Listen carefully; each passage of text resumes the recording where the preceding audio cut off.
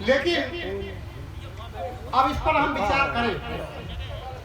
ऋषिदेव से लेकर महावीर स्वामी तक, ऋषिदेव से लेकर महावीर स्वामी तक जो जिनकी गणना है, उनका सभी का शरीर जन्म इसी प्रकार से हुआ है जैसे हमारा आपका सभी का हुआ। लेकिन लोगों को भ्रांति हो जाती है कि शायद ऐसे है वो, तो ये क्या है, काल्पनिक है।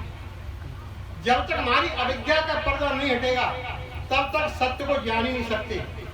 जब तक देखूं ना अपने नैना और तब तक मानो गुरु का कहना। प्रतिक्षण किम प्रमाणम, प्रतिष्ठ में प्रमाण देने की आवश्यकता नहीं होती है। एक होता है थ्योरिकल, थ्योरिकल कहते हैं कहने मात्र होता है। एक होता है प्रैक्टिकल। तो कौन सा बड़ा हुआ? प्रैक्टिकल। तो इसी प्रकार से हम सोचिए कि वास्तव में सभी का जन्म हुआ है। तो सदुर कबीर देव ने प्रथम साखी के माध्यम से बीजक में कहा कि जहिया जन्म मुक्ता हता तैया हता न कोई, और छठी तुम्हारी हो जगह तू का चला बियो। इसका अर्थ है कि जब जब जीव मनुष्य देह में आता है तब तब मुक्ता आता माने था, मुक्त होने की जगह पर है ये। लेकिन अब इसने अपना कर्ता कोई इष्ट ऊपर मान लिया कि हमारा कर्ता शायद कोई दूसरा होगा।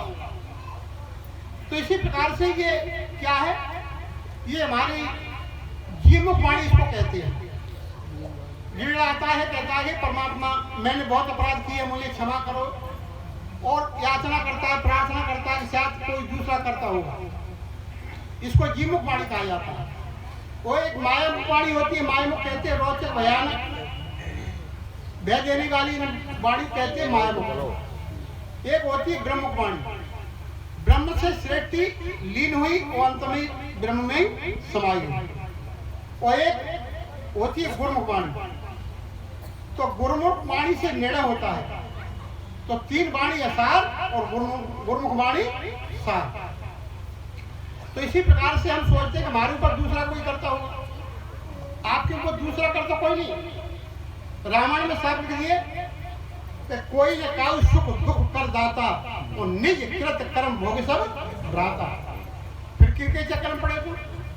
कोई किसी का सुख दुख देने वाला दूसरा विधाता परमात्मा पूर्व पश्चिम उत्तर दक्षिण दाएं बाएं नीचे जो मान रखा है वो कहाँ है? लेकिन हमारी भ्रांति है। आज परमात्मा होता तो आपसे मिलता, लेकिन परमात्मा श्रेष्ठ नाम हमें परमात्मा के रखे। लेकिन रामायण क्या कह रही है? नाम रूप दो ईश उपाधि। हम इस तथ्य को नहीं समझ पाए। नाम होता है शरीर का, अविनाशी का कोई नाम नहीं। अविनाशी के हमने श्रेष्ठ नाम रखे। श्रेष्ठ नामों से अविनाशी पुकारा जाता, वर्णन किया जाता है। लेकिन हम नाम पर, नाम किसका होता है? रूप का। अविनाशी का क्या नाम है? अनामा वस्तु है। तो हमने श्रेष्ठ नामों से रखा। लेकिन ठीक है, नाम ऐसे समझो, आपने किसी घर जाना है तो घर आप कितने ही जानकार हैं, आपने घर नहीं देखा है तो नाम पूछा जाएगा। तो इसी प्रकार से नाम पूछ करके कि फलाने का घर कहाँ है, उस घर पर पहुंच गए तो उस नाम का बखान करोगे कि उसको बंद करोगे? जब घर ही तो जाना। इसी प्रकार से नाम एक हमारा थ्योरिकल होता है, जैसे बताने के लिए। और अभी हमारे महोदय पूर्व प्रवक्ता कह रहे थे कि जब हमारे स्वरूप में जब जीव स्थिर हो जाता है तब जानकारी होती है। लेकिन बढ़िया कही उनने, लेकिन फिर जब स्थिर हो जाएगा तो मैं जानकारी तो फिर खत्म हो जाएगी। जानकारी कब तक है? जब तक स्थिर नहीं हुआ तब तक। जैसे बढ़ई बस समझो, बढ़ई के पास औजार है, औजार है तो आप बताओ कि हमारी खाट बना दो, पीढ़ा बना दो, कुर्सी बना दो, मेज बना दो, तो सब कुछ बना सकता है। क्यों? औजार है तब। और कितना ही सीनियर से सीनियर बढ़ई क्यों ना हो, और फिर तुम उससे कहो कि खाट बना दो, पीढ़ा बना दो, और बाकी पास औजार तो बना देगा? नहीं बना पाया। इसी प्रकार बड़ैवत कहते हैं अविनाशी, और ये इसके पास सामग्री है, नस नाड़ियां, इंद्रियां, शरीर, ये इसके औजार है। अगर जड़ अपने आप को नहीं जानता है, धरती न होती आप गुण, और कंधी न होती डोल, और तिल तिल गर्वी होती दैत्य ठकों की मोल। तो धरती अपने गुण को नहीं जानती है, क्यों? जड़ है, और जड़ चेतन का ही संबंध है। संबंध जीव शरीर का अध्यास मात्रा, जड़ चेतन के संबंध से, अध्यास से इसका जन्म और मृत्यु होती है। और अविनाशी का न जन्मता है न मरता है, तो शरीर का जन्म होता है, अविनाशी तो अजन्मा है। तो इस प्रकार से हम समझे कि वास्तव में जो अजन्मा है वो ही तो परमात्मा उसे कहा जाता है। फिर उसे ब्रह्म कह लो, कोई आत्मा कहता है, खुदा कहता है, गॉड कहता है, लेकिन जान लो, और जान कर ये नाम छूट जाते हैं। जैसे एक आप उदाहरण से समझिए कि अग्नि से रोटी बन सकती है, और धुआं से रोटी नहीं बनेगी। और निकला वो धुआं कहाँ से निकला? अग्नि से धुआं निकला। तो धुआं से रोटी बन सकती है, अग्नि से नहीं। इसी प्रकार से मंत्र और मंत्री, मंत्र कहते हैं, देखो पहले कल की चर्चा में कोई प्रवक्ता कह गए तंत्र मंत्र सब झूठ हैं, मत भरमो संसार, और सार शब्द जाने बिना सो कोई न उतरे पाप। सार शब्द का अर्थ होता है निर्णय, जो निर्णय, जजमेंट। जब जानी नहीं तो अब नहीं करी पहचान, और टाकी मारी शब्द की तब न करी कंचन खान। तो शब्द की टाकी मारने से जैसे तरबूज होता है तो छुरी से मालूम पड़ जाता है ये कच्चा है, पका है, और फिर हमने अमनिया करके रख ले पीस, फिर छुरी की क्या आवश्यकता पड़ेगी? ये तो तरबूज तो खाया, इस पर विचार करो। तो मंत्र और मंत्री, जैसे अग्नि से धुआं हो सकता है, धुआं से अग्नि नहीं बन सकती, ऐसे मंत्री से मंत्र हो सकता है, और मंत्र से मंत्री नहीं बन सकता। तो ये मंत्री सत्य, मंत्री कौन है? अविनाशी। अविनाशी न होता तो कोई मंत्र काम करता? तो जड़ चेतन का संबंध है, जड़ चेतन का संबंध का विच्छेद हो जाता है, तब हम सोचते हैं कि जड़ मुर्दा शरीर हो जाता है। तो मुर्दे से आप कहो कि भैया ने खड़े हो जाओ, तो मुर्दा खड़ा होगा? मुर्दा खड़ा क्यों नहीं होता? शरीर तो वही पड़ा है। लेकिन उसमें रहने वाला वो ड्राइवर था, वो ड्राइवर निकल गया। तो इसकी दो गतियां होती हैं, एक तो अध्यासी जीव होता है और एक निरध्यासी होता है। तो अध्यासी जीव जन्म और मृत्यु के चक्कर में पड़ा रहता है, क्यों? अध्यास लेके जाता है। तो ये सूक्ष्म शरीर, ये नॉर्मल सूत का उलझा हुआ है। जैसे एक सूत की अड़िया होती है, उलझ जाए तो फिर सुलझाने में कितना समय लगता है? काफी समय लगता है। और यहाँ साहब ने कितना बताया? नॉर्मल सूत कि नॉर्मल सूत अर्घनी सुलझे, जन्म जन्म उलझेरा, और कहीं कभी सुनो संत पद का कराओ निवेला। तो नॉर्मल सूत क्या है? शब्द, रूप, रस, स्पर्श, गंध, मन, चित्त, बुद्धि और अहंकार, ये सूक्ष्म शरीर। तो सूक्ष्म शरीर के अध्यास लेकर के जीव जाता है और जन्म मरण के चक्र में आता है, और निरध्यासी हो जाता है। तो उसको कहते हैं मोक्ष। मोक्ष ये नहीं है कि जैसे कोई सिंहासन हो उस पर बैठ जाओ। मोक्ष का तो होता है मोह को क्षय हो जाना, आकांक्षाएं निवृत्ति हो जाना, उसको कहते हैं मोक्ष। अब किसी ने प्रश्न किया कि साहब ये नहीं पता जब मुक्त होकर के जीव रहता कहाँ है? मुक्त एक में तो कौन रहेगा, इसका क्या ठिकाना? तो सुझाव दिया कि सुझावकर्ता ने कि आपने कभी भजन किया है? तो भजन करने वाले भी होते हैं, ऐसी बात नहीं कि साहब भजन तो किया है। तो ये बताइए आप भजन करते समय कहाँ रहते हो? माने कि भजन करते समय अपने आप में, तो जाओ मुक्त होकर के जीव अपने आप में रहेगा, फैसला हो गया। तो इसी प्रकार से जानकारी कम मिलती है सत्संग के माध्यम से।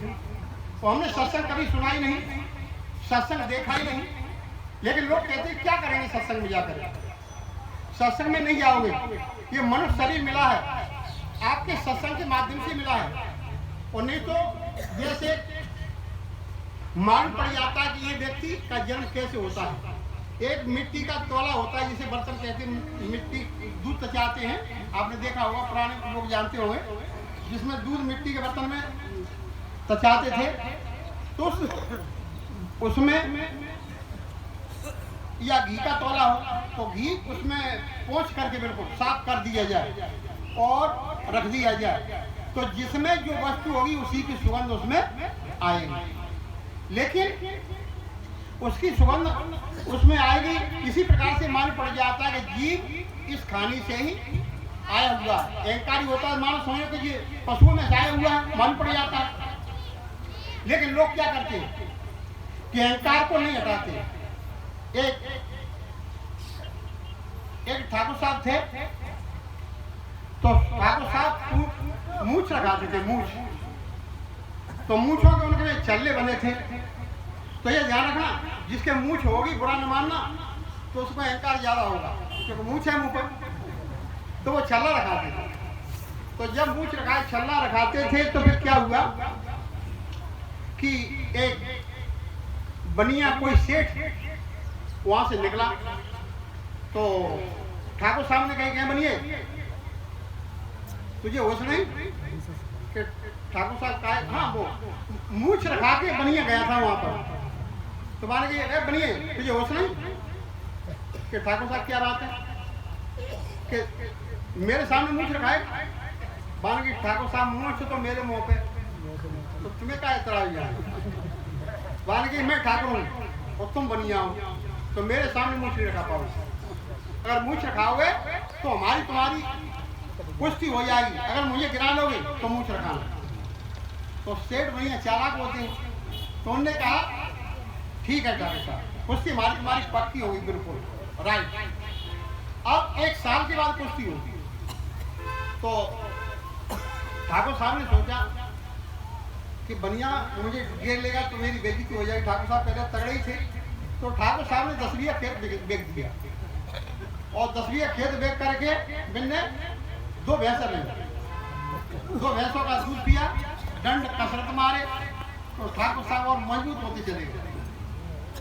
अब बनिया ने क्या काम किया, बनिया ने वही दिन आया तो बनिया मूछ मुड़ा करके उसके दरवाजे से निकला। अब सेठ जी गर्म हुए कि बनिया तुझे होश नहीं कि ठाकुर साहब क्या हुआ कि आज का दिन है, आज हमारी तुम्हारी कुश्ती होगी। कि मैंने कुश्ती कि हाँ, तो ठाकुर साहब ये बताओ कुश्ती क्या बात है थी,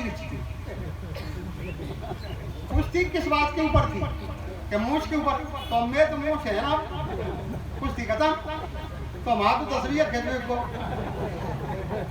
अब वेद को तो भोगो तुम, और या मैं क्या करूं। तो इसी प्रकार से मनुष्य की तीव्र बुद्धि होनी चाहिए। जब तीव्र बुद्धि होती है मनुष्य की, तभी मनुष्य पारंगत होता है।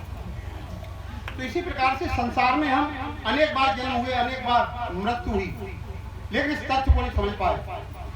तथ्य को इसको समझ जाते तो मानव बन जाते। मानव वह होता है जो झुकता है, और मानव झुकता नहीं है, अहंकार होता है, जैसे उसके मूछ का अहंकार था। इसी प्रकार से मूछ के फिर क्या होता है, फिर कैकुड़ी, जैसे आपने रोहतक की भैंस देखी होगी, तो उसको जन्म भैंस का मिलेगा, रोहतक के भैंस मूछ के फिर कैकुड़े बनेगी सींग। तो इसी प्रकार से अब ठाकुर साहब के खेत तो बिक गया, जब खेत बिक गया उनका, तब इनके पैसा कहाँ से लाए, तो पैसा लाने के लिए कहीं गए सब जगह, लेकिन किसी ने पैसा दिया ही नहीं। अब भी किया तो उसी बनिया के पास जाना पड़ेगा, तो उस बनिया के पास ठाकुर साहब गए, तो फिर कहा सेठ जी हमारी लड़की की शादी है तो कुछ पैसा दे दो। तो उन्होंने कहा पैसा क्या, पैसा तुम दे देंगे लेकिन हम रखाएंगे मूछ, और तुमको मूछ के हमारे छल्ले बनाने पड़ेंगे तो दे देंगे। और ठाकुर साहब बोल रहे हैं कि चलो कोई नहीं देख रहा है भैया बना दे खड़े, तो उनसे पैसे लिए, तो ठाकुर साहब की 8 में 65 निकल गई।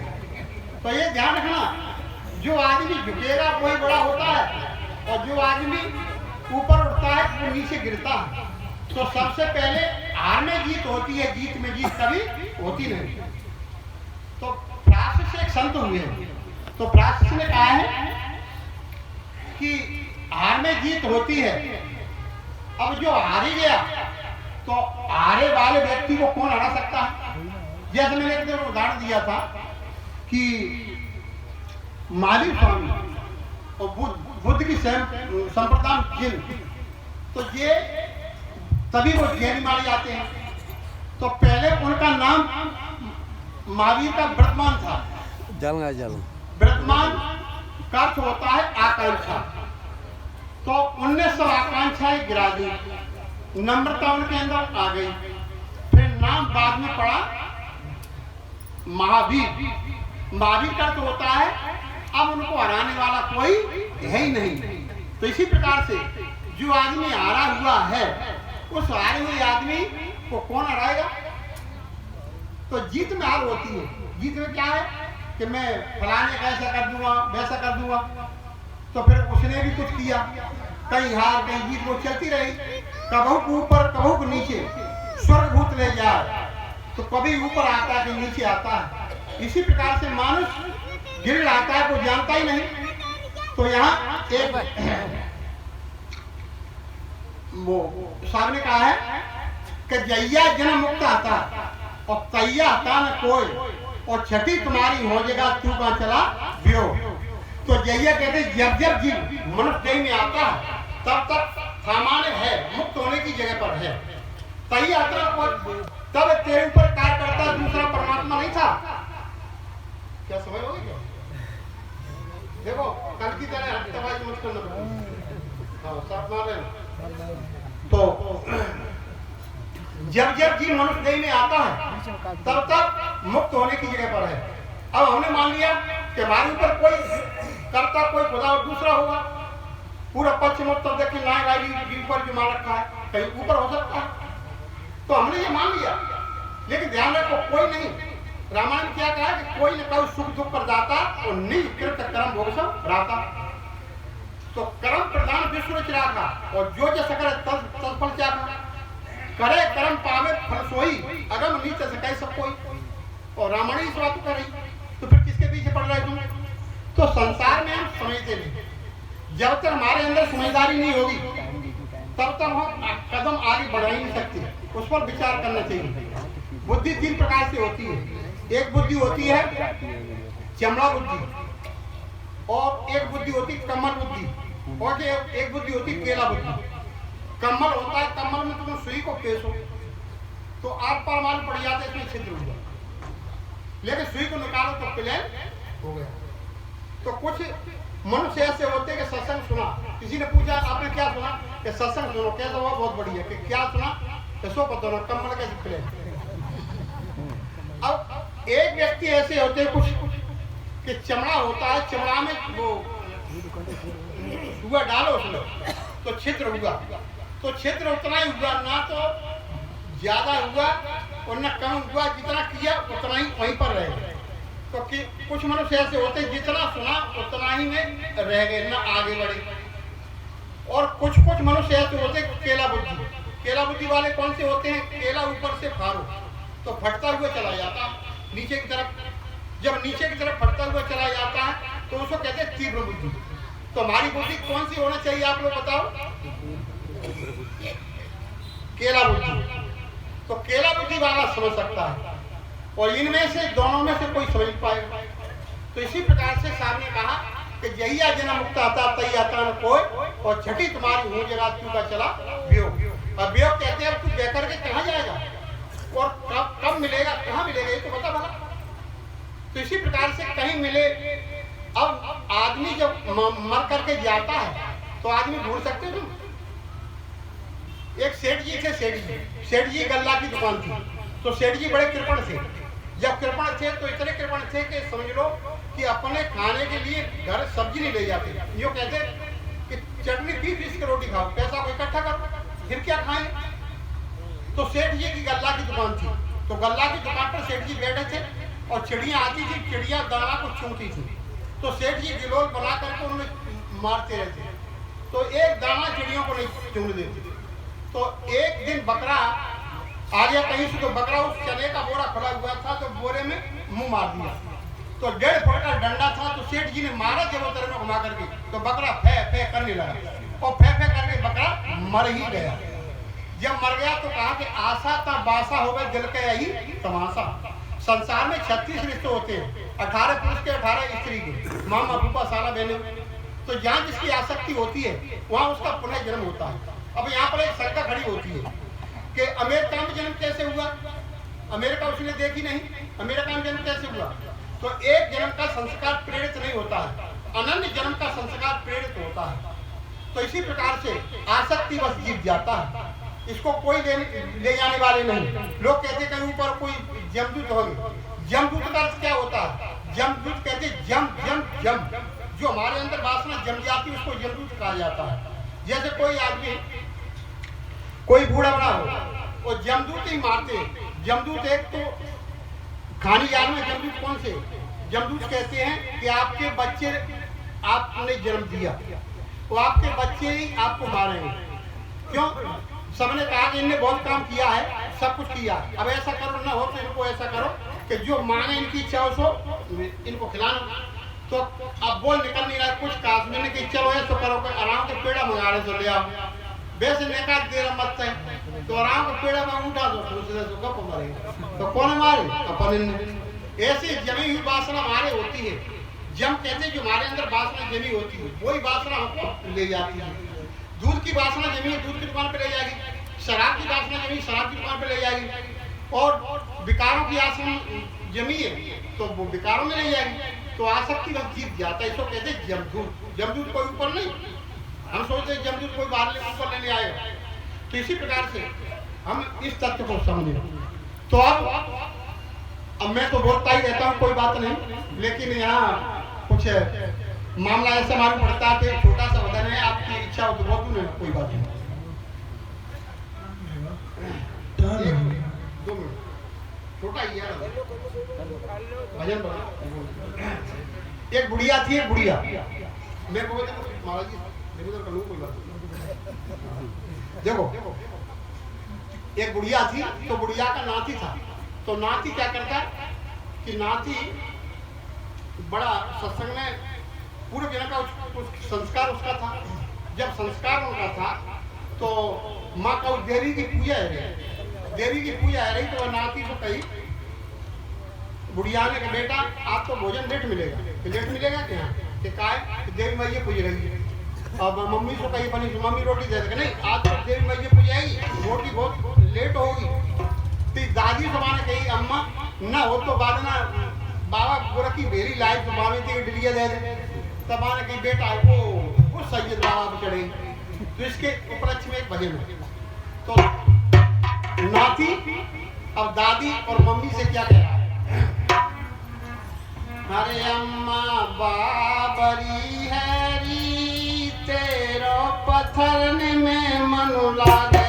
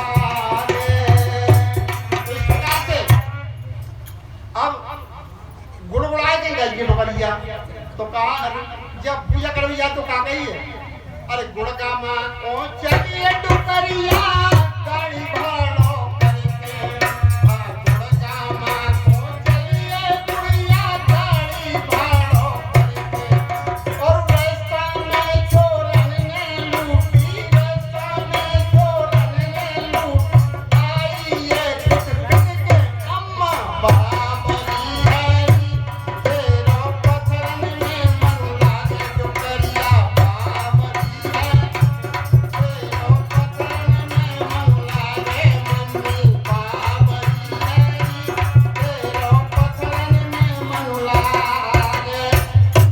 तो अब क्या होता है अब्बा ने कही गए गुड़ की डेली बांधना अम्मा ने नहीं दी तो नाती क्या कह रहा है अम्मा तेरा गुड़ की डेली नहीं दी तो क्या कहता है नाती अरे नाती गुड़ की डेली मांगे ताऊ पे गुड़िया नाटे नाती गुड़ की डेली मांगे ताऊ पे गुड़िया नाटे और सैयद का तेरो फूफा लागे सैयद का तेरो फूफा लागे पूरी बेली बांटे अम्मा बाबरी है तेरो पत्थरन में मन लागे डुकरिया बाबरी है तेरो पत्थरन में मन लागे। अब क्या कहता है अरे जाई देव को पूजन चाली कोई देव है झूठा अरे जाई देव को पूजन चाली कोई देव है झूठा और कहीं कबीर सुनो हो संतो कहीं कबीर सुनो हो संत धर्म भूल में लूटा अम्मा बाबरी है तेरो पत्थरन में मन लागे डुकरिया बाबरी है तेरो पत्थरन में मन लागे मम्मी बाबरी है तेरो पत्थरन में मन लागे। अब भैया समय का बड़ा चलना बहुत दूर है समय कम है तो आज सत्र में आप सुनना जो चतुर्दिवसीय कार्यक्रम का ये तीसरा सत्र चल रहा है। अब कुछ जैसे समय के अभाव में कल समय मिले तो कल सुनना इसी प्रकार से सभी श्रोतागण और जल्दी से जल्दी आया करें। शायद मुझे लगता है मुझे मालूम तो नहीं मुझे लगता है जैसे कल 3 बजे का कार्यक्रम है तो कल का कार्यक्रम 1 घंटा पहले बढ़ा दिया जाएगा। अब 11 बजे शुरू होता है तो कल का कार्यक्रम 10 बजे शुरू कर दिया जाएगा। तो आप सभी लोग श्रोतागण अधिक से अधिक संख्या में आकर के और सत्संग का लाभ लेंगे। अपने इष्ट मित्र सहित सभी सज्जन अपने सत्संग का लाभ लेंगे और समय का विशेष ध्यान रखें। समय 10 बजे तक आ जाए 10 बजे से शुरू हो जाएगा। इन्हीं वाणी पर मेरा विराम। बोलिए श्री सद्गुरुदेव भगवान की जय हो। देखो अभी हमारे स्वामी जी के मुखारविंद से कितने शब्द बढ़िया मिले कि जो हमारा मन लगा हुआ है कहीं दूसरी जगह उस जगह को हमें बदलना है।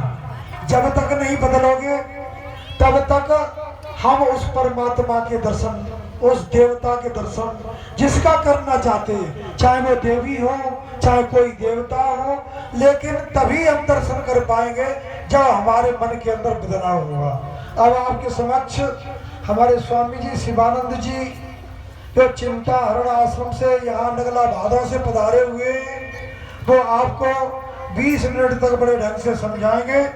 उनके शब्दों पर विशेष ध्यान दें क्योंकि समय के हिसाब से हमें अभी थोड़ा थोड़ा समय मिल रहा है इसलिए क्योंकि समय तो उतना ही है लेकिन जिसमें से ही हमें